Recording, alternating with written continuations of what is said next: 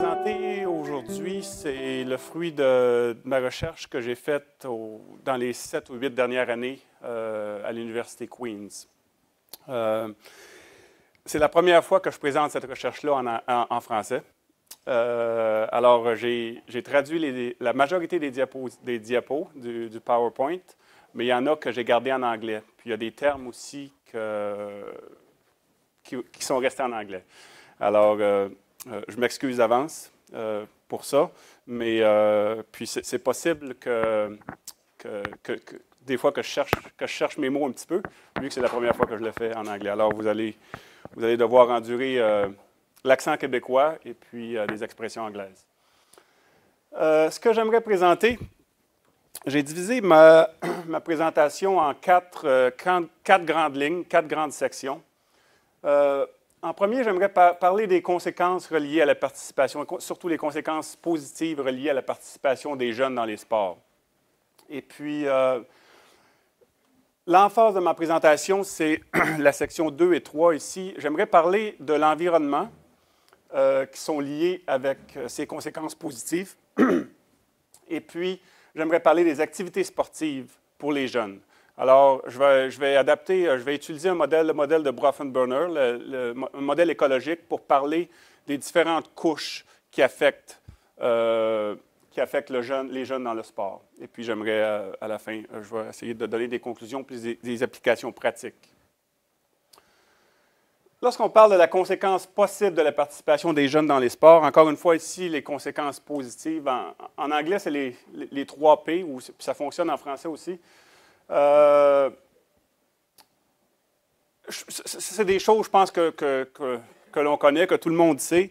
Un des premiers objectifs du sport pour les jeunes, ou un objectif qui est assez important, c'est la performance. Alors, lorsqu'on parle de programme de sport pour les jeunes, à un bon âge, un des objectifs, c'est de développer des habiletés motrices. Et puis, souvent, les sports pour les jeunes vont essayer de développer des habiletés motrices, puis essayer de lier ça avec une performance d'élite.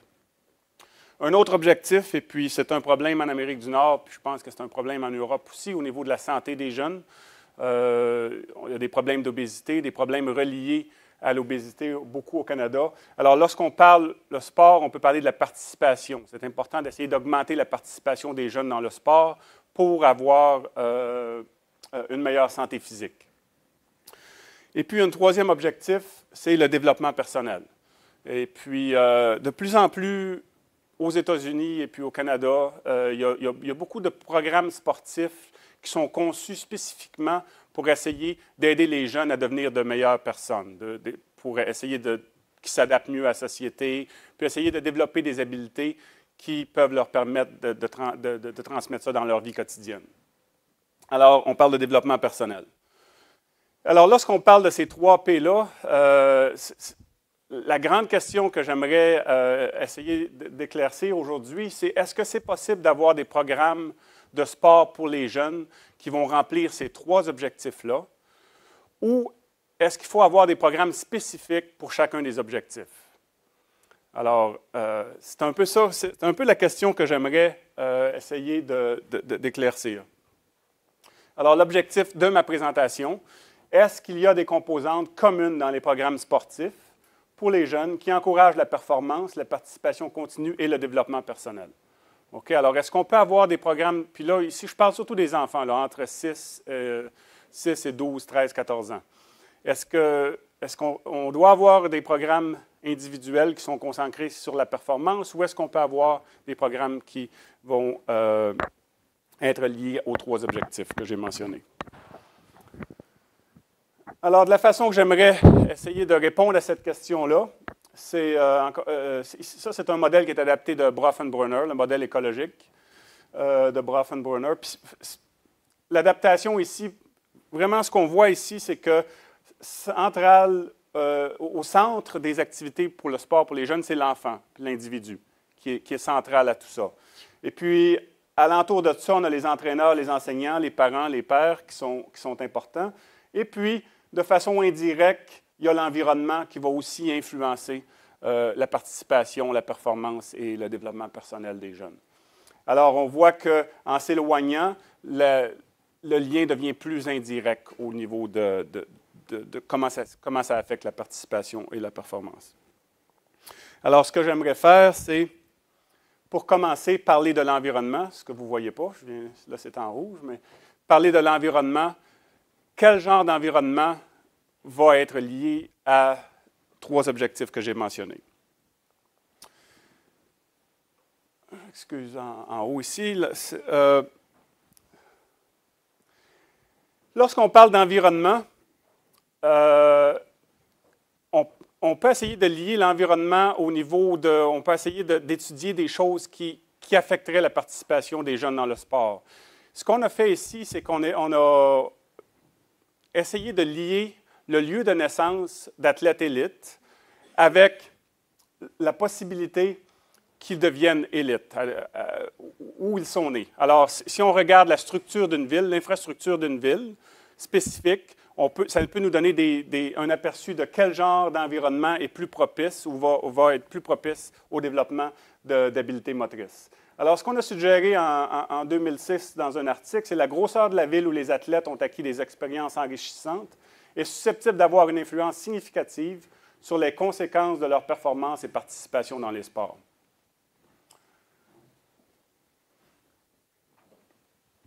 Ce qu'on a fait, c'est... Ici, c'est des hypothèses sur l'environnement des grosses villes et des petites villes au niveau du sport. Alors, de la façon que le sport est organisé. Encore une fois, ça s'applique surtout en Amérique du Nord. On a fait aussi une étude en Australie. Je pense que ça peut s'appliquer aussi en Europe. Mais ce que j'ai fait ici, c'est que c'est vraiment des hypothèses, c'est vraiment des choses, des suggestions ou des choses que lorsqu'on pense à l'environnement sportif des petites villes et des grandes villes, comment est-ce que ça peut être différent? Alors, lorsqu'on regarde les grandes villes, souvent dans les grandes villes, les installations vont être optimales. Alors, lorsqu'on parle d'aréna, lorsqu'on parle de terrain de golf, de terrain d'entraînement, souvent, ça va être très bien fait parce qu'il y a plus d'argent, il y a plus de ressources. Dans les petites villes, souvent, les installations ne seront pas toujours optimales. Encore une fois, à cause que souvent, les petites villes ont un peu moins d'argent et un peu moins de ressources. Dans les grandes villes, l'entraînement, souvent, va être plus spécialisé. Des meilleurs entraîneurs, encore une fois, parce qu'il y a plus d'argent, il y a plus de ressources. Les entraîneurs, il y a plus de gens, il y a plus de jeunes. Les entraîneurs vont se retrouver dans les grandes villes où il va y avoir des entraînements plus spécialisés. Les entraîneurs et les entraînements vont être moins spécialisés dans des petites villes. Dans les grandes villes, il y a des arrangements sportifs qui sont très structurés, des pratiques, des joutes. Alors, lorsqu'on parle de pratiquer le sport dans une grande ville, c'est fait de façon très organisée et très structurée. Lorsqu'on parle de la pratique sportive dans les petites villes, c'est un arrangement sportif qui est structuré, mais il y a aussi possibilité de jouer dans les sports de façon non structurée. Alors, les jeunes qui vont dehors, ils jouent de façon moins structurée. Supervision de l'adulte est obligatoire dans les grandes villes, pas toujours requise dans les petites villes. Dans les grandes villes, le sport est joué avec des individus du même âge, de la même grandeur et qui possèdent les mêmes aptitudes. Souvent, parce qu'il y a beaucoup de jeunes, on classe les jeunes par âge et puis avec la même grandeur, puis on essaie de rendre les choses très semblables. Dans les grandes villes, dans les petites villes, il va y avoir plus de variantes. Parce que les jeunes, il n'y a pas beaucoup de jeunes. Alors, souvent, les jeunes vont jouer avec des jeunes qui sont plus vieux ou plus jeunes qu'eux. Puis, lorsqu'ils se réunissent dans un quartier pour jouer ensemble, souvent, il va y avoir des différences de grandeur et des différences d'âge. Dans les grandes villes, souvent, il va y avoir une emphase sur la spécialisation d'un sport à l'année longue, tandis que dans les petites villes, souvent, les sports vont être plus saisonniers. Ça va être plus commun. Alors, si on accepte ça,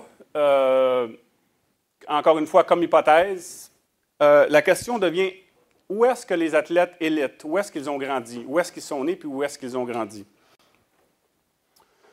Alors, ce qu'on voulait faire ici, c'est un lien avec le lieu de naissance. On voulait savoir, est-ce qu'il y a une plus grande proportion d'athlètes élites qui viennent de centres urbains ou de milieux ruraux, qui viennent de grandes villes ou de petites villes?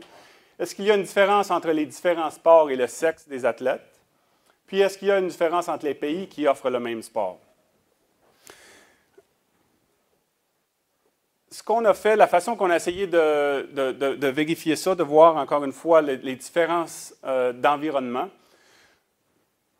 on est allé sur le site web de toutes les ligues, ou de plusieurs ligues professionnelles aux États-Unis puis au Canada, puis on a regardé où les joueurs étaient nés, les joueurs professionnels présentement. Et puis on a comparé ça avec le recensement d'environ 25 ans. On a utilisé le recensement de 1980. Alors, ce qu'on a vu, c'est qu'on a vu où les joueurs étaient nés, puis probablement où ils ont grandi.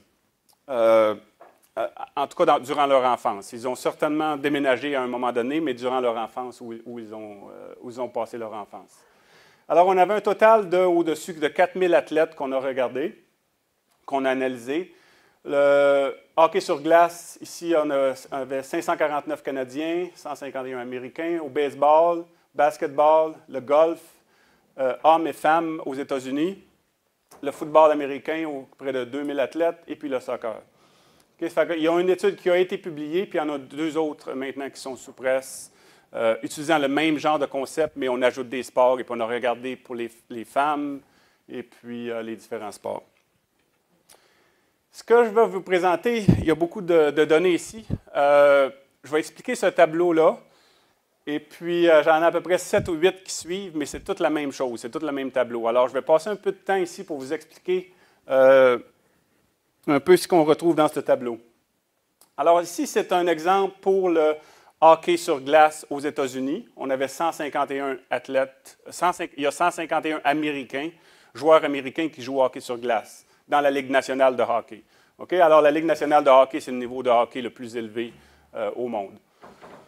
Ce qu'on retrouve ici, dans la première colonne, c'est le recensement américain. Okay? Alors, c'est la grandeur des villes américaines, des grandeurs des villes ici qui sont classées. La deuxième colonne, c'est le nombre de jeunes en bas de 14 ans qui vivent dans ces villes-là, en 1980. Okay? Alors, en 1980, aux États-Unis, il y avait 9,9 % des jeunes qui vivaient dans des villes de 5 millions et plus. Okay? En 1980, aux États-Unis, il y avait 11,4 % des jeunes qui vivaient dans des villes de 2,5 millions à 4 999 999. Okay? Alors, il y avait 18,1 % des jeunes qui vivaient dans des villes entre 1 million et 2 500 000. Okay? Alors, ça va pour ça. Ces 2 colonnes-là vont revenir dans tous mes tableaux. La troisième colonne ici, c'est le pourcentage de professionnels américains qui proviennent de chacune de ces catégories de villes-là. Okay? Alors, dans le cas ici, il y a 0,7 % des joueurs de hockey américains qui proviennent de villes de plus de 5 millions aux États-Unis. Okay? Alors, ce qui est important de regarder, c'est la différence entre ces 2 colonnes-là. Si tout était égal, si l'environnement était le même, on ne devrait pas retrouver de différence entre ces 2 colonnes-là. Il devrait y avoir 9,9 ou aux alentours de 9 %, 10 % d'athlètes qui proviennent de ces villes-là. Si on a un total, si on a un nombre d'enfants, si c'était pareil, ça devrait être le même chiffre. Ici, ce qu'on retrouve, c'est le odds ratio, que j'ai essayé de traduire hier. On a passé une demi-heure à essayer de traduire ça. Qu'est-ce qu'on avait trouvé? Le rapport de ressemblance lié au changement de statut. C'est ça. Alors, la probabilité que tu changes de statut. C'est ça. Alors, c'est un rapport de probabilité. Le odds ratio ici, c'est ce chiffre-là divisé par ce chiffre-là, en gros. Okay? On a fait un peu de modification, mais c'est un rapport du nombre de jeunes, du nombre de joueurs dans la Ligue nationale sur la population. Alors, ce qu'on retrouve ici, c'est si vous avez un odds ratio qui est de moins que 1, ça veut dire que si vous êtes né dans cette catégorie de ville-là, vous avez moins de chances de devenir un joueur de hockey professionnel que si vous êtes né dans n'importe quelle autre catégorie. Okay? Puis ici, l'intervalle de confiance. Si l'intervalle de confiance ne regroupe pas le chiffre 1, ça veut dire que c'est significatif au niveau statistique. Okay? Vous pouvez tout oublier ça maintenant, puis juste se concentrer, parce que tous les intervalles de confiance, chacun de nos données ici sont significatifs au niveau statistique. Alors, ce qui est important de regarder, c'est justement ce odds ratio-là. Puis ce qu'on voit, c'est que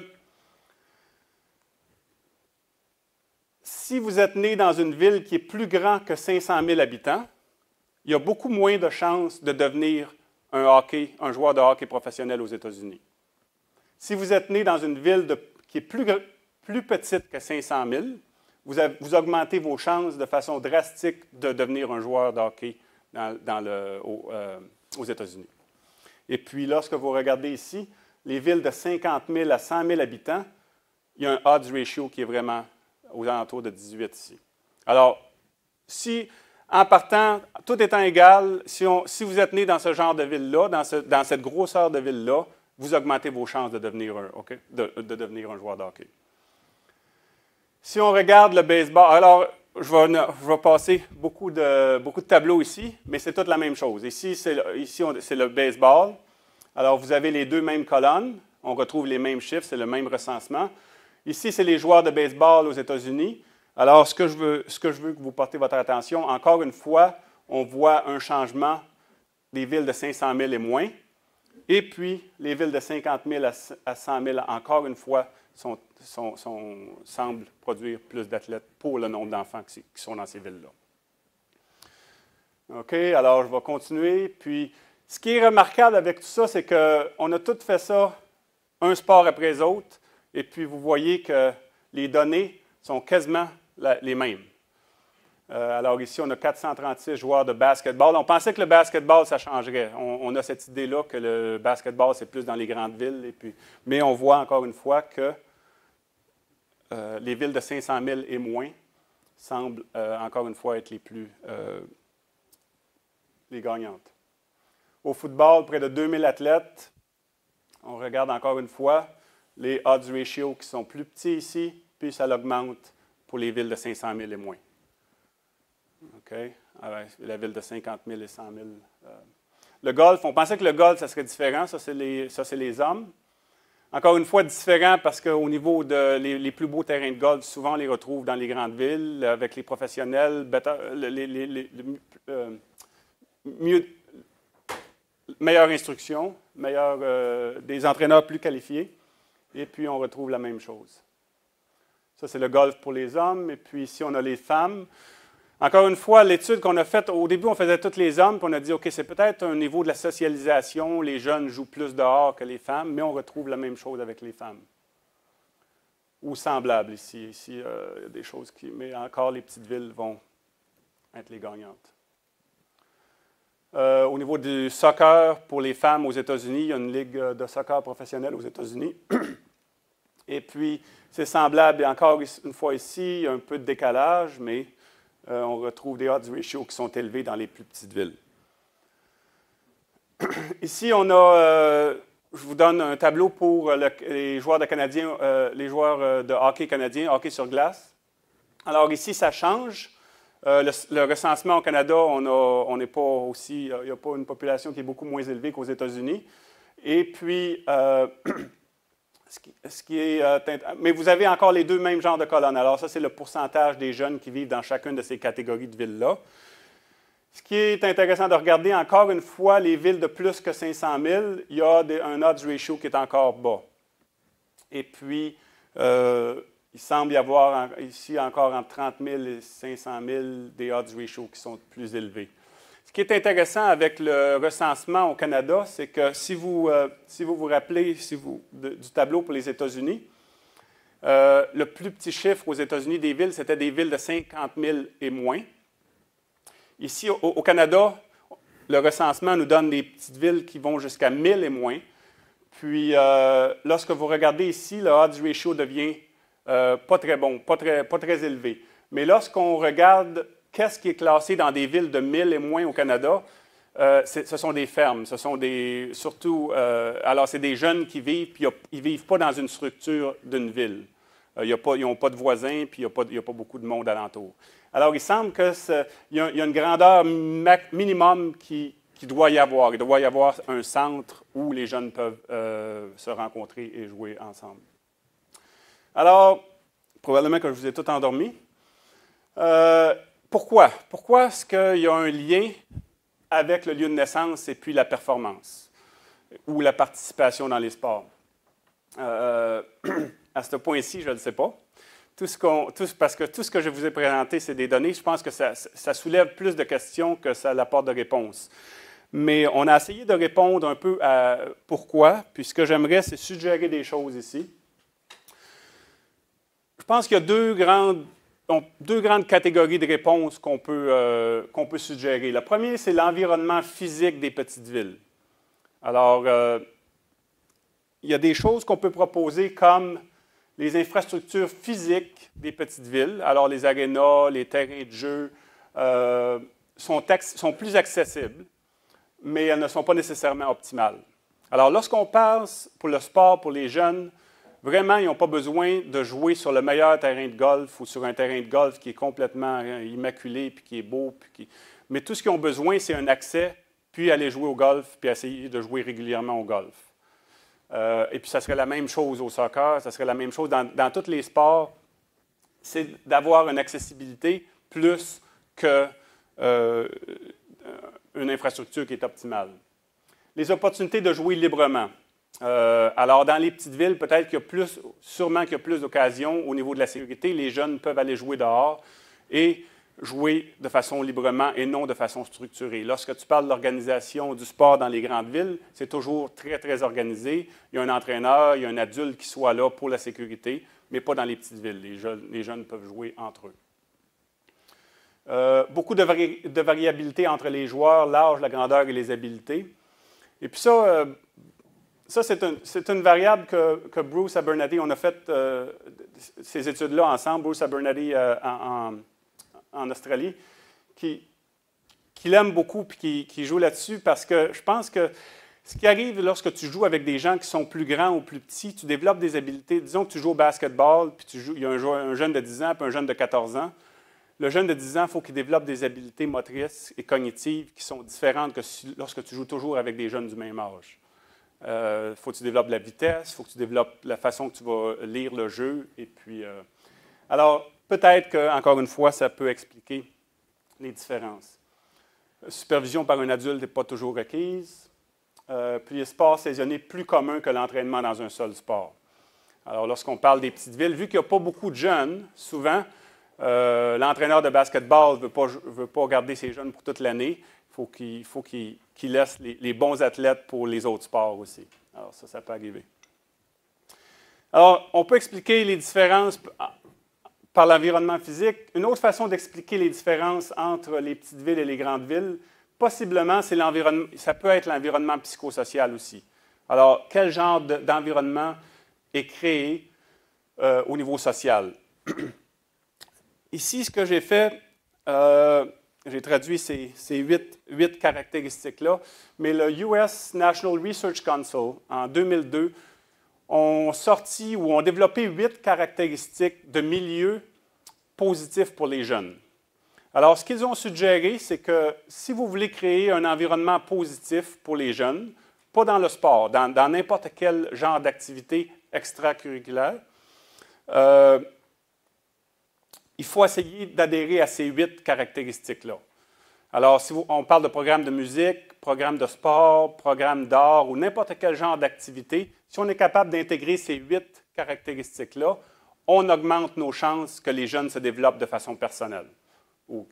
Alors, si on regarde ça, sécurité physique et psychologique. Alors, dans un environnement sportif, il faut essayer d'avoir ça.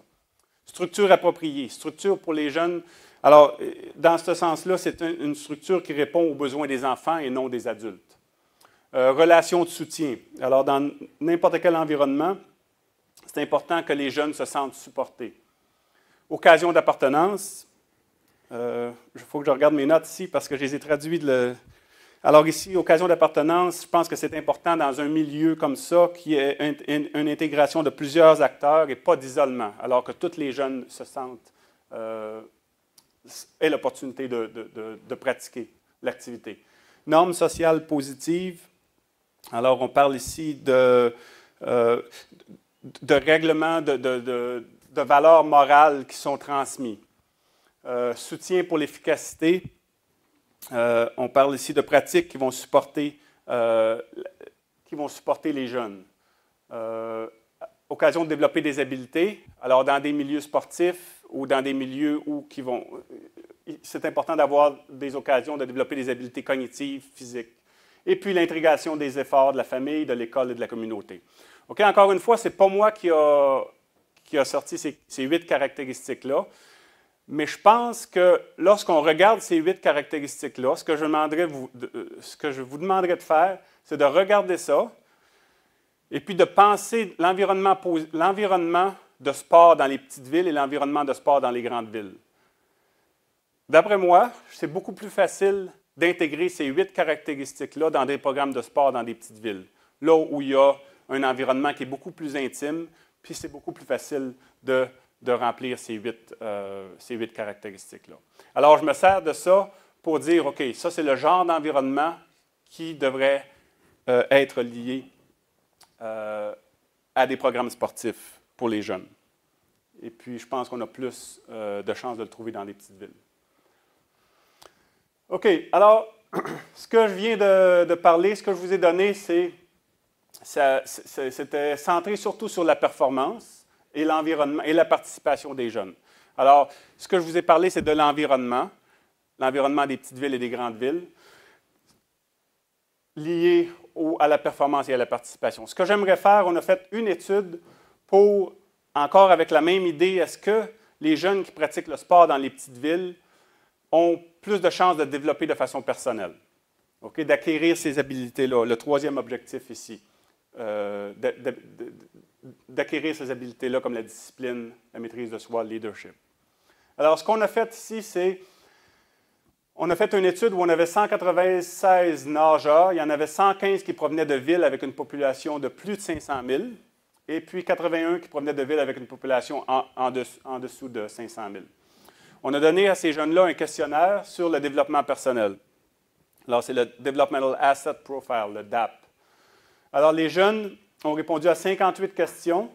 Le questionnaire avait des catégories de réponses qui étaient centrées alentour de ces caractéristiques-ci.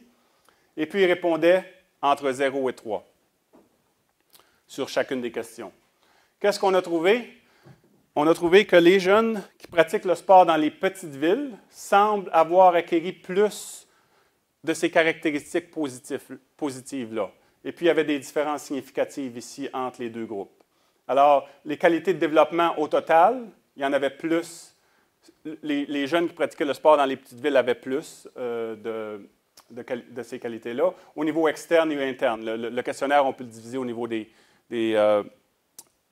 attributs internes et des attributs externes. Puis, encore une fois, les chiffres sont semblables, mais ils sont significatifs de façon statistique. Alors, ce que ça nous permet de nous dire, c'est que si tu pratiques le sport dans des petites villes, au niveau de l'environnement, puis encore une fois, je pense que ça soulève beaucoup de questions au niveau de cet environnement-là. Qu'est-ce que ça a l'air? Mais ça semble être lié à une meilleure performance, meilleure participation, puis meilleur développement personnel aussi. La façon encore d'expliquer les résultats, je pense que je retourne à ces 8 caractéristiques-là du milieu qui favorise un développement personnel. Et puis, probablement que les sports des jeunes dans les petites villes vont être organisés alentour de ces caractéristiques-là. OK, alors j'ai parlé de l'environnement en parlant des grandes villes et des petites villes.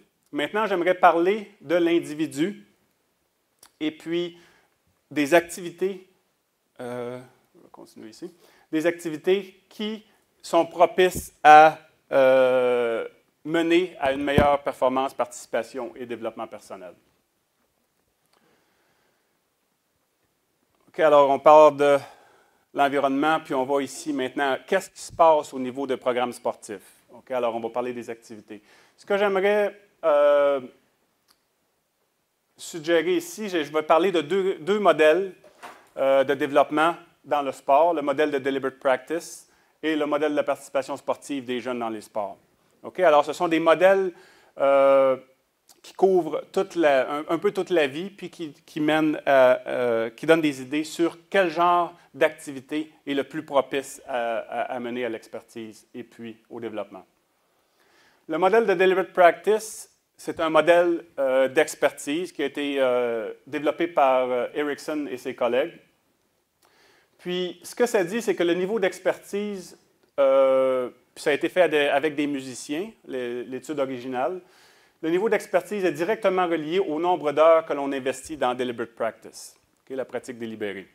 La pratique délibérée, c'est l'activité qui demande le plus de compétences. Ce n'est pas l'activité la plus plaisante dans laquelle on peut s'engager, nécessite un haut niveau d'effort physique et mental et nécessite des ressources optimales.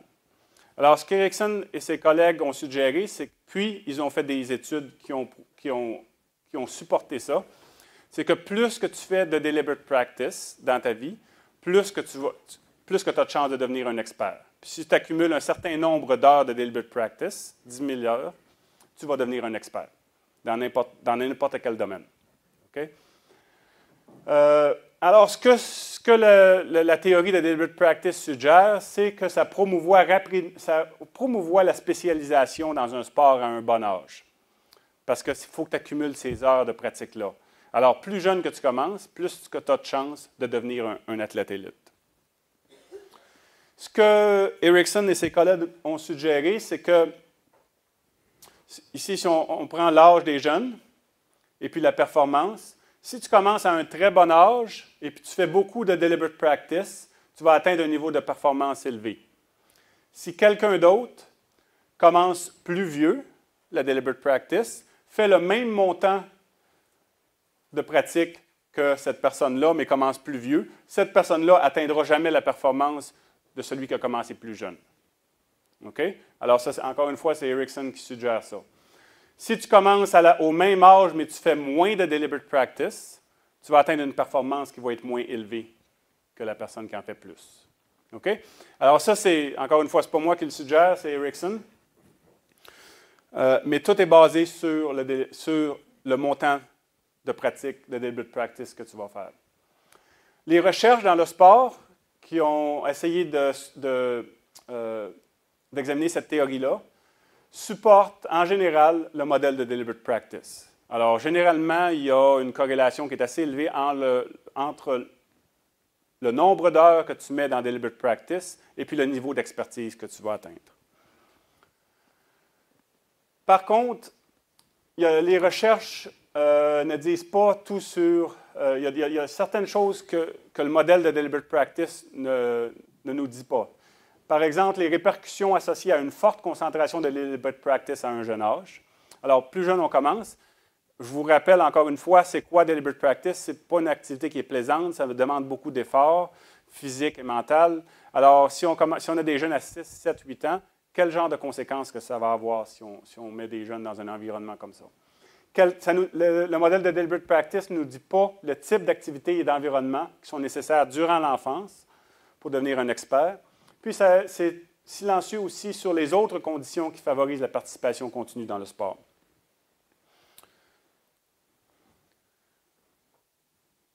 On a suggéré, à partir d'entretiens qualitatifs, un modèle de participation sportive dans les sports, encore une fois, à partir des enfants, aller jusqu'aux adultes. La façon que ce modèle-là a été développé, c'est au début, on a fait des entretiens qualitatifs, approfondis, avec des athlètes, leurs familles. Et puis, ce qu'on retrouvait dans les entrevues qualitatives, c'est qu'il semble que les jeunes qui sont athlètes élites, ils semblent avoir passé par des périodes qui peuvent être définies, qui peuvent être assez bien définies au niveau de qu'est-ce qu'ils ont fait à chacun de ces âges-là. La première période, on a appelé ça, encore une fois, je ne sais pas si la traduction est... C'est la première fois que je le fais, mais les années d'échantillonnage, en anglais, c'est les sampling years, entre 6 et 12 ans. Puis pourquoi qu'on appelle ça les années d'échantillonnage? Parce qu'il semble que les athlètes élites, lorsqu'ils parlent de leur enfance, ils parlent qu'ils n'étaient pas impliqués seulement dans un sport. Ils faisaient beaucoup de sports. Ils jouaient au soccer, jouaient au basketball, jouaient au hockey sur glace, jouaient dehors à d'autres choses. Et puis, il y avait beaucoup de sports et puis c'était très saisonnier au niveau des sports. Ceux qui deviennent experts aux environs de 13 ans, ils commencent à se concentrer sur un ou deux sports. Alors, on a appelé ça, entre 13 et 15 ans, une période de transition qui sont les années de spécialisation, puis les années d'investissement entre 16 ans et plus, là où le sport devient le sport dans lequel ils veulent continuer devient central à leur vie. Les années d'échantillonnage peuvent aussi mener à des années de loisirs ou des années de pratique de sport récréatif.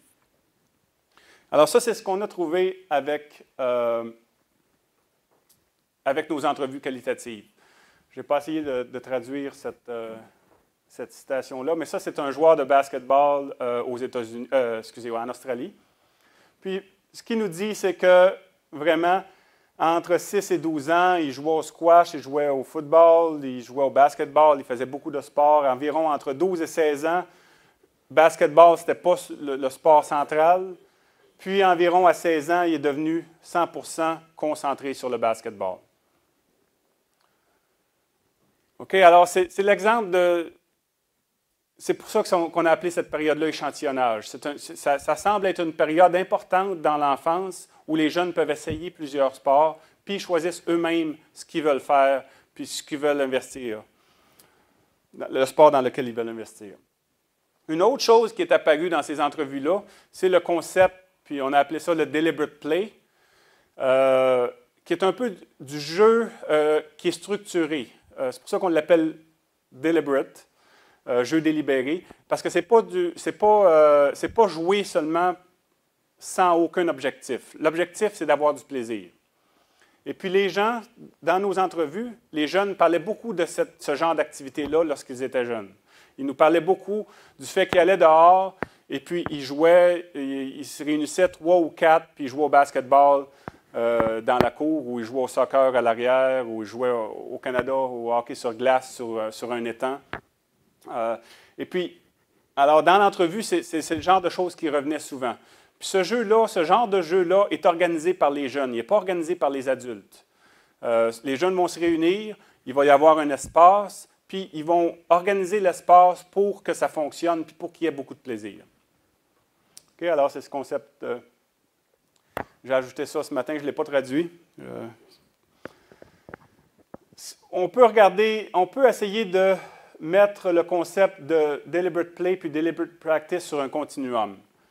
Puis ce continuum-là, d'un côté, tu as le jeu, de l'autre côté, tu as la pratique. La pratique qui est la plus organisée, c'est probablement la deliberate practice. Puis le jeu qui est le plus pas organisé, c'est probablement free play. Puis ça, ce serait probablement les jeunes de 3-4 ans qui jouent avec des autos, qui jouent avec des choses sur le tapis. Puis, il ne se soucie de rien, il n'y a pas de règlement, il n'y a aucune règle. Alors, c'est pour ça que deliberate play semble être un peu plus organisé que free play. Et puis ici, je ne veux pas vous embêter avec ça trop, mais on peut regarder des dimensions sur lesquelles ça va changer. Ici, par exemple, la source de plaisir. Dans le jeu, c'est intrinsèque. Dans la pratique, et surtout dans la deliberate practice, c'est très extrinsèque. Alors, pourquoi est-ce qu'on fait de la deliberate practice? C'est parce qu'on veut s'améliorer. Je ne le fais pas parce que c'est plaisant à faire. Je le fais parce que dans 2 ans ou dans 5 ans, je veux devenir un athlète élite. Alors, c'est très extrinsèque au niveau de la source de plaisir. Au niveau de la structure, très flexible ici, très organisé ici. Au niveau de la supervision, très peu supervisé ici. Puis ici, c'est supervisé au niveau des adultes, des entraîneurs qui nous disent qu'est-ce qu'il faut faire et qu'est-ce qu'il ne faut pas faire. Au niveau des corrections, ici, ce n'est pas immédiat. Ici, on essaie de corriger rapidement. Puis au niveau de la spécificité de l'entraînement, très général, puis ici, beaucoup plus spécialisé. OK? Alors, encore une fois, je veux juste essayer de vous démontrer un peu la différence entre ces activités-là. Ici, c'est la dernière version de notre modèle. Puis ici, on va partir d'en bas au lieu de partir d'en haut. Mais ce qu'on suggère ici, c'est que ce qui est en bleu ici, c'est notre modèle de développement dans le sport. Alors, les jeunes entrent dans le sport, ils sont initiés dans le sport entre 6, 7 ans, souvent, ça peut être plus jeune, 5, 6, 7 ans.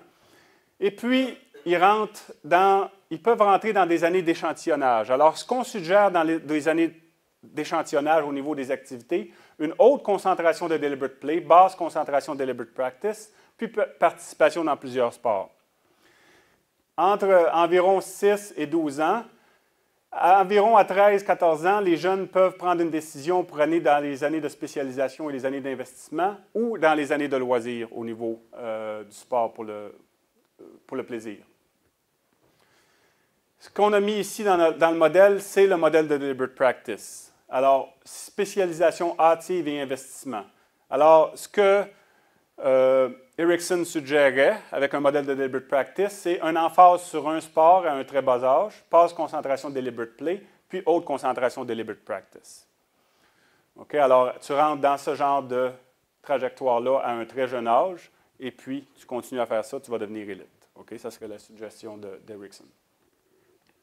Ce qui est important de voir ici, puis encore une fois, je ne lirai pas tout ça, mais c'est la façon dont les activités changent à chaque année. Alors ici, dans les années de spécialisation, qualité égale de deliberate play, quantité égale de deliberate play, de deliberate practice, et participation dans 2 et 3 sports.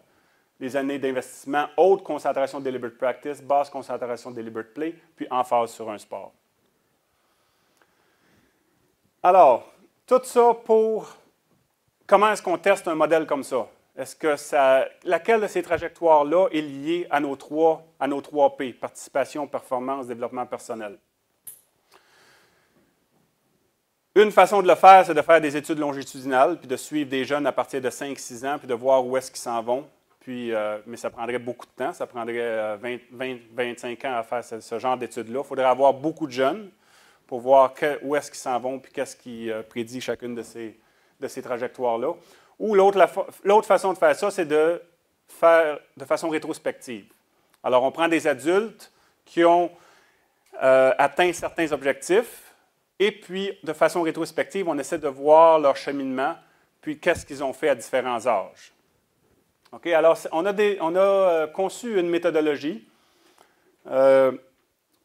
justement avec Erickson. Et puis, cette méthodologie-là, ça nous permet d'analyser les activités de façon quantitative. C'est une entrevue, mais une entrevue quantitative. Alors, on obtient des données au niveau du nombre d'heures, puis les différentes activités à différents âges. Puis c'est une reconstruction détaillée du développement des athlètes, de leur vie, au niveau du sport. On s'est servi de cette méthodologie-là pour voir quel genre de cheminement, quel genre de trajectoire va être lié à une performance au niveau des adultes, à la participation et puis au développement personnel. Okay? Alors, je vais vous donner une série d'études ici qui regardent chacune de ces objectifs-là. Alors, laquelle de ces trajectoires-là mène à la performance? Okay? Est-ce que c'est la trajectoire numéro 1, 2 ou 3? Okay? Au niveau de spécialisation hâtive ou bien des années d'échantillonnage. OK, alors c'est la question qu'on se pose. La première étude que j'aimerais parler, c'est une étude qu'on a conduite en Australie. Alors ici, encore une fois, c'est centré sur la performance. On avait des athlètes élites, 15 athlètes élites qu'on a comparés à 13 athlètes non élites dans les mêmes sports. Les sports qui étaient représentés, c'était le hockey sur gazon, le basketball et puis le netball. Qu'est-ce qu'on retrouve? Je ne sais pas si vous le voyez à l'arrière, mais vous allez voir ce graphique-là qui va revenir assez régulièrement dans ma présentation. On a l'âge ici des jeunes, 6, 7, 8, 9 jusqu'à 20 ans. Et puis ici, on a le nombre d'activités qu'ils ont faites à chacun des âges. Alors, en jaune, c'est notre groupe de non-experts et en rouge, que vous ne voyez pas, c'est notre groupe expert. Alors, ce qu'on voit ici, c'est que jusqu'à environ 14 et 15 ans, les jeunes vont être impliqués dans entre 2 et 7 activités. Alors, il semble y avoir une période d'échantillonnage. Et puis, à partir de 13-14 ans, notre groupe expert va commencer à se spécialiser dans 1 ou 2 sports, et puis notre groupe non expert ne se spécialisera pas, va continuer à faire plusieurs sports. Alors, ça nous dit encore une fois ici que l'environnement ou les activités étaient très semblables au niveau des deux groupes à un bon âge, puis il y avait une période d'échantillonnage. Au niveau du nombre d'heures d'entraînement dans le sport pratiqué, encore une fois, ici, on ne voit pas très bien la ligne rouge, mais ici. Ici, on a le nombre. Ici, on n'avait pas l'âge parce qu'ils avaient commencé à différents âges, mais vous pouvez ajouter 5 ou 6. Ils ont tous commencé environ à 5-6 ans. Puis ça vous donne l'âge pour cette ligne-là ici. Puis ici, c'est le nombre d'heures par année dans l'entraînement spécifiques au sport. Alors, si c'était un joueur de basketball, c'est le nombre d'heures passées dans le basketball. Alors, qu'est-ce qu'on voit? On voit que les deux groupes sont très semblables jusqu'à environ 11 ans de participation, ou environ 16 ans, 15-16 ans. Puis là, on commence à voir des différences significatives au niveau du nombre d'heures qu'ils vont passer dans la pratique spécifique de leur sport. Alors, qu'est-ce que ça nous dit, encore une fois? C'est que nos groupes ne sont pas différents avant 15 ou 16 ans. Okay? Il n'y avait pas de spécialisation hâtive. Ça, c'est mon sport. Alors, vous voyez que chacune de ces études-là, le nombre de sujets, le nombre de participants est assez limité. L'entrevue, ça prend environ 3 heures de faire l'entrevue avec chacune des personnes. Alors, c'est pour ça que les participants sont limités. Ici, on avait 4 joueurs de hockey qui ont atteint la Ligue nationale, niveau professionnel. Alors, qu'est-ce qu'on voit ici? C'est une autre étude qui essaie de voir ici, encore une fois, le nombre d'activités par l'âge. Qu'est-ce qu'on voit? C'est que les jeunes font entre 2 et 8 activités jusqu'à environ 14 ans. Puis, à 14 ans, ils commencent à se spécialiser sur 1 ou 2 activités. Alors, support encore pour ces années d'échantillonnage-là. Au niveau de nombre d'heures de deliberate practice et de deliberate play, dans cette étude-là, on a mesuré le nombre d'heures de deliberate play. Puis encore une fois, je m'excuse pour le rouge ici, mais le rouge, c'est deliberate practice. Okay? On a l'âge par le nombre d'heures. Puis le jaune, c'est deliberate play. Alors, entre 6 et 15 ans, vous voyez qu'il n'y a pas beaucoup de deliberate practice, mais il y a beaucoup de deliberate play. Environ à 13 et 14 ans, ça diminue, puis il n'y a quasiment pas de deliberate play en 15, 16, 17 ans, mais deliberate practice augmente de façon drastique. Okay? Mais encore une fois, qu'est-ce qui est important à un jeune âge, entre 6 et 15 ans? Il semble qu'un environnement où il y a beaucoup de deliberate play va prédire la performance. Ici, on a les heures accumulées, la même étude, les heures accumulées en deliberate play, autres sports et puis deliberate practice. Alors, qu'est-ce qu'on voit à l'âge de 20 ans? Les jeunes accumulent quasiment 3500 heures de deliberate play. Jouer dehors pour le fun, pour le plaisir.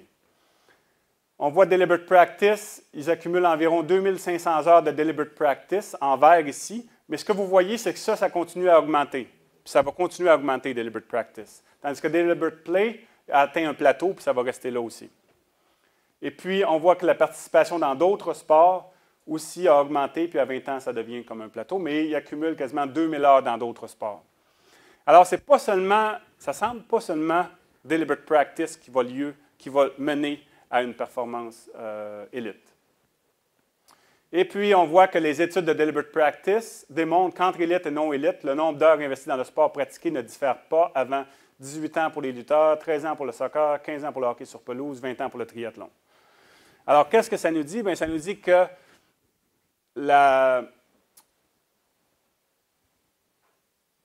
faire un sport à un bon âge et puis faire seulement qu'un sport, la spécialisation hâtive, ne semble pas être caractéristique de ces athlètes élites-là, dans plusieurs sports. Alors, si vous avez tout écouté, puis si vous ne dormez pas, probablement que là, vous dites, ouais, mais il y a un sport que ça ne fonctionnera pas. La gymnastique.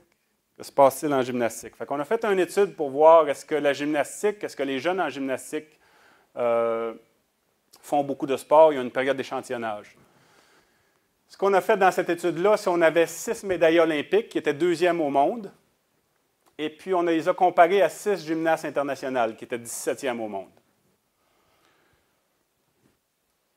Encore une fois, on a regardé leur cheminement, leur trajectoire. Qu'est-ce qu'on voit? Un tableau, vous voyez ici que l'échelle sur le tableau a changé un peu. On a entre 0 et 3, ce n'est pas entre 0 et 8. Et puis, nos athlètes olympiques, qui étaient les meilleurs ici, en rouge, il n'y a aucun échantillonnage. Ils commencent à 4 ans à faire de la gymnastique, et puis ils font seulement de la gymnastique. Il n'y a pas d'autre chose. Tandis que ceux qui ont atteint un niveau international, qui étaient moins bons que les rouges, ils font un petit peu d'échantillonnage, mais pas beaucoup, entre 1,5 et 3 sports, et puis ils se spécialisent environ 12 ans.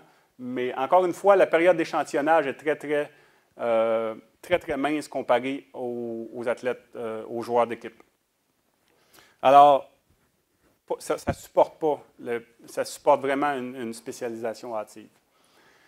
Ce qu'on voit ici, encore une fois, la ligne rouge, ça c'est le nombre d'heures d'entraînement, le nombre d'heures de deliberate practice, d'entraînement spécifique en gymnastique.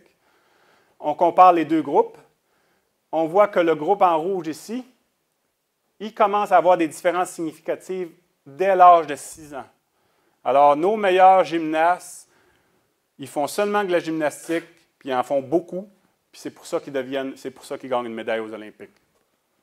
Et puis, il y a des différences significatives qui commencent à 6 ans, puis ça continue. Alors, il y a une raison pourquoi ils atteignent, encore une fois, la médaille olympique.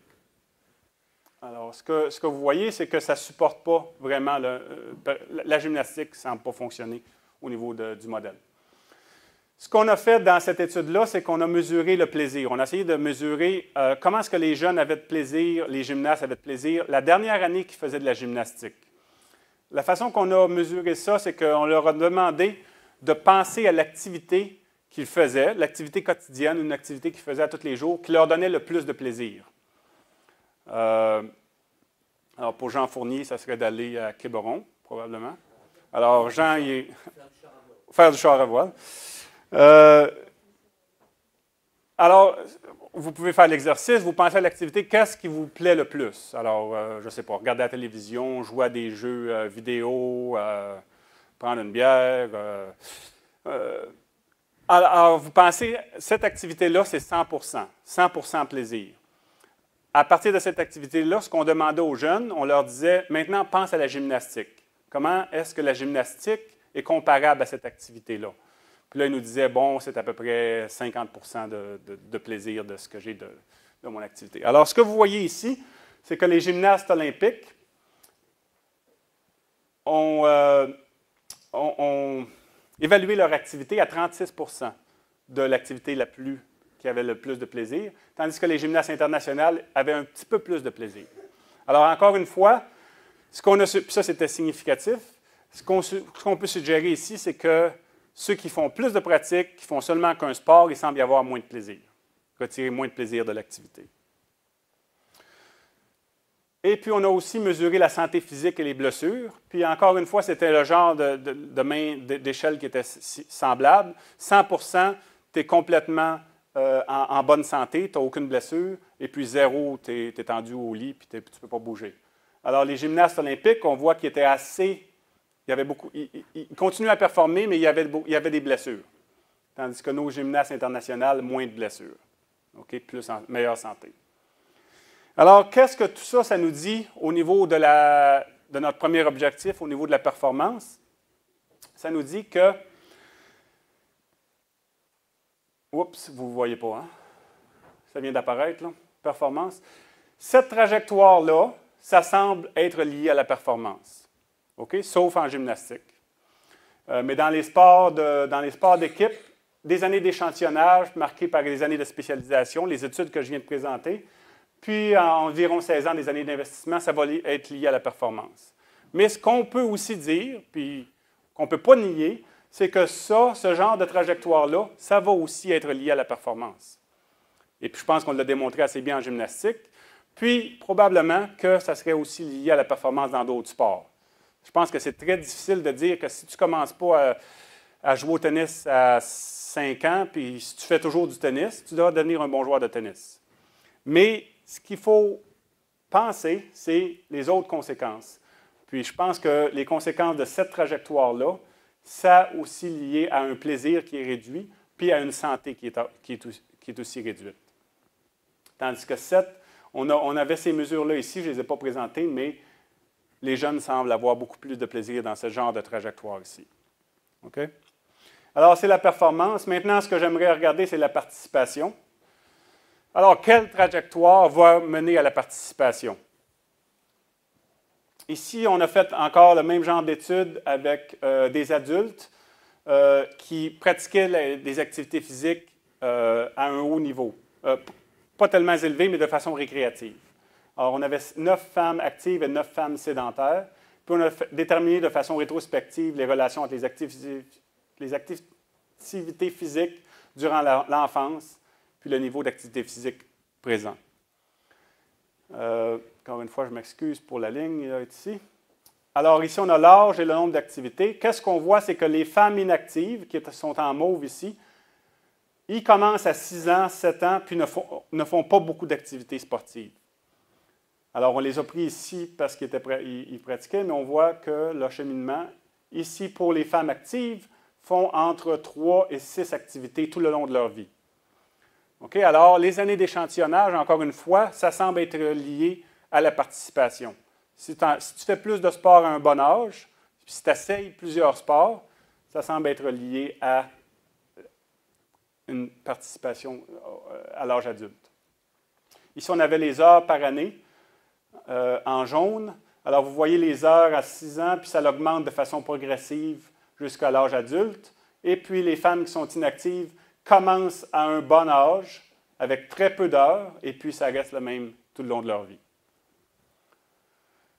Alors, vous regardez ça, puis on avait seulement 9 sujets dans chaque groupe. Alors, vous pensez peut-être que les 9 femmes qui ne faisaient pas d'activité physique, peut-être qu'ils faisaient d'autres choses qui étaient aussi productifs. Là. Mais on a mesuré leur investissement dans la musique ou les arts, et puis on n'a pas noté aucune différence entre les groupes. Alors, ils ne faisaient pas d'activité physique, mais ils ne faisaient pas non plus d'autres activités. Ce que j'aimerais présenter au niveau de la participation, on a une couple d'études sur le drop-out. Ça, c'est un autre mot que je n'ai pas été capable de traduire en français. L'abandon, OK. Ce qu'on a fait ici, c'est dans 2 études, une sur le hockey sur glace, l'autre sur la natation. On avait des joueurs qu'on a pris, ou des athlètes qu'on a pris qui avaient la même performance. Puis un groupe de joueurs abandonne, puis un groupe de joueurs reste et continue. Puis on a essayé de déterminer, encore une fois, leur cheminement. Puis qu'est-ce qui pourrait expliquer l'abandon? Qu'est-ce qui pourrait expliquer le drop-out? Alors ici, on avait 8 joueurs, puis on a des données longitudinales de 6 à 13 ans au niveau des activités qu'ils ont faites. Qu'est-ce qu'on a trouvé? C'est que le groupe drop-out a commencé l'entraînement en salle à un âge nettement plus jeune que le groupe investi. Okay, l'entraînement en salle pour le hockey sur glace, c'est le genre de choses que les jeunes ne veulent pas faire. C'est l'entraînement aérobique, musculaire, des choses qui ne sont pas reliées au hockey. Des choses qui sont reliées pour augmenter la performance. Alors, le groupe de drop-out a commencé plus jeune, puis ils ont investi aussi plus d'heures d'entraînement que le groupe qui continue. Alors, c'est un signe d'année de spécialisation hâtive. Ici, on avait 25 nageurs qui étaient investis avec 25 nageurs qui ont abandonné. Puis les 2 groupes ont été appareillés vis-à-vis de leur performance sportive selon leurs caractéristiques démographiques, okay, comme je l'avais mentionné. Alors, qu'est-ce qu'on voit ici encore? C'est notre groupe de drop-out et notre groupe investi. Entraînement hors piscine. Le groupe de drop-out a commencé plus jeune que le groupe investi. Premier camp d'entraînement, le groupe de drop-out a commencé plus jeune. Heures de nage non structurées, le groupe investi en a fait plus. Et puis le nombre d'activités par année, le groupe investi, encore une fois, en a fait plus. Okay? Alors, qu'est-ce que ça nous dit? Ça nous dit qu'il semble que s'il y a une spécialisation hâtive, s'il y a des camps d'entraînement qui commencent plus tôt, les jeunes se spécialisent dans leur sport à un âge plus jeune, il semble que ça soit lié au drop-out et à l'abandon. Puis, il y a beaucoup d'autres études qui supporteraient ça au niveau des études qualitatives, qui supportent cette idée-là entre le drop-out et le burn-out chez les jeunes athlètes. Alors, qu'est-ce qu'on a ici? Encore une fois, je m'excuse, mais vous avez ici en haut, qu'est-ce qui mène à la participation? Il semble, avec notre étude des femmes, que des années d'échantillonnage qui mènent à des années de loisirs va être lié à la participation. Et puis, il semble aussi que ce genre de trajectoire-là va mener beaucoup plus au drop-out et à l'abandon que ce genre de trajectoire ici. Okay, la dernière ici, objectif que j'aimerais parler avec des études, c'est le développement personnel. Alors, encore une fois, laquelle de ces trajectoires-là va mener au développement personnel? Les études qu'on a faites ici, je vais en présenter 2. La première, c'est est-ce que les qualités de développement diffèrent entre les nageurs adolescents investis et les nageurs adolescents drop-out? Alors, on voulait voir, puis ce qu'on a utilisé ici, c'est le même questionnaire que j'avais présenté au début au niveau de l'environnement. On avait 107 athlètes investis. Il y avait une tendance d'échantillonnage et 89 athlètes drop-out. Là, ce que je dis tendance, c'est qu'on n'a pas été capable de faire l'entrevue complète, mais on a vu que ceux qui étaient investis avaient fait beaucoup de sport lorsqu'ils étaient jeunes, tandis qu'ici, il y avait une tendance de spécialisation. Minimum de 10 heures par semaine d'entraînement, puis ils étaient âgés entre 12 et 19 ans. Le même questionnaire, Developmental Asset Profile, il y avait 58 éléments sur le questionnaire qui mesuraient ces dimensions-là. Qu'est-ce qu'on trouve? On trouve que ça, c'est les dimensions du questionnaire. Notre groupe de drop-out et notre groupe investi. Sur 5 des 8 dimensions, le groupe investi a un score plus élevé et significatif. Encore une fois, notre groupe investi, c'était un groupe qui avait une tendance d'avoir fait beaucoup de sport et une tendance qui avait passé par les années d'échantillonnage, tandis qu'eux semblaient passer par des années de spécialisation hâtive. L'autre étude ici qu'on a faite, c'est 6 athlètes leaders avec rendement. C'est une étude qualitative. Alors ici, on avait pris 6 athlètes qui étaient capitaines de leur équipe et qui étaient de très bons individus au niveau de leur qualité, capitaine, très haut rendement académique et puis impliqués dans plusieurs domaines. Puis, qu'est-ce qu'on a trouvé avec cette étude-là? C'est ici les caractéristiques qui maximisent le leadership, le rendement académique et la participation dans les sports. Les jeunes avaient beaucoup d'opportunités à un jeune âge d'essayer plusieurs sports et de prendre une décision indépendante vis-à-vis de la participation dans les sports. Okay, ça semble être une caractéristique. Ils ont dit, j'avais le choix. Ce n'est pas mes parents qui m'ont dit que je devrais faire ce sport-là. Ils ont essayé beaucoup de choses, puis en essayant beaucoup de sports, ça leur a permis de prendre une décision informée. Emphase sur le plaisir dans un environnement sécuritaire mais exigeant. Relations riches avec les adultes, parents, entraîneurs et les pairs plus âgés. Opportunité de développer des habiletés physiques et tactiques. Et exposé à des méthodes de travail efficaces. Alors, ce qu'on peut suggérer au niveau du développement personnel, laquelle de ces trajectoires-là va mener au développement personnel? Je ne dis pas que celui-là ne mènera pas au développement personnel, mais il semble qu'il y a plus de chances ici, en passant par ces trajectoires-là, de se concentrer sur le développement personnel. Alors, excuse encore pour le... Mais il y a une ligne qui vient d'apparaître ici. Lorsqu'on regarde les 3 objectifs, participation, performance et développement personnel, il semble que, lorsqu'on revient à ma question que j'ai posée au début, est-ce qu'il y a un environnement, est-ce qu'il y a des activités qu'on peut implanter dans des programmes sportifs pour les jeunes qui mènent à ces 3 objectifs-là? Il semble que oui.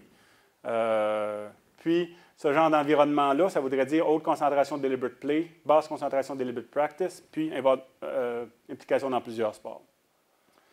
Alors, pour conclure, j'ai mis ça encore les 3 objectifs en jaune.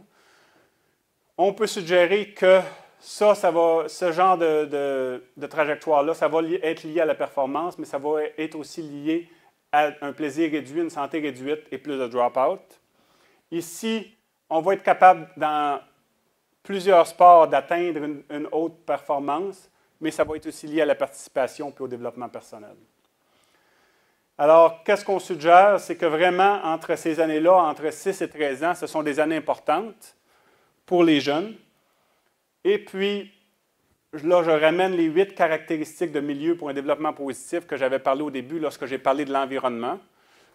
Puis, encore une fois, je pense que c'est beaucoup plus facile d'implanter ces caractéristiques-là dans des années d'échantillonnage que ce serait dans des années de spécialisation hâtive. Alors, si on est capable d'avoir un environnement puis d'avoir des activités telles quelles entre l'âge de 6 et 13 ans, il semble qu'on peut remplir nos objectifs au niveau de la participation, de la performance et du développement personnel. Alors, qu'est-ce qu'on peut suggérer? L'environnement doit être centré sur les besoins des jeunes au lieu de la performance. Caractéristiques de milieu pour un développement. Okay? Alors, les 8 caractéristiques. Encourager et supporter la participation dans plusieurs sports. Éviter l'entraînement à l'année longue dans un sport. Emphase sur les comportements qui augmentent la motivation intrinsèque, le deliberate play, au lieu d'activités contrôlées par la motivation externe. Alors, je pense, encore une fois, je parle des années là, 6 à 13 ans. On veut des adultes qui agissent comme personnes ressources et qui structurent les jeux et l'environnement des pratiques. Essayez d'éviter les structures sociales rigides au niveau de... Puis encore une fois, si vous vous rappelez des grandes villes, des petites villes, avoir des structures où les jeunes ont un peu de liberté et sont autonomes. Ils ont des choix. Et puis, il y a des méthodes, je pense qu'il y a beaucoup de méthodes comme le Game Sense Teaching qui peuvent être appliquées dans ce genre de modèle-là. Ça, c'est la patinoire dans la cour en arrière chez nous. Puis c'est mes 2 enfants qui font du deliberate play. Merci beaucoup.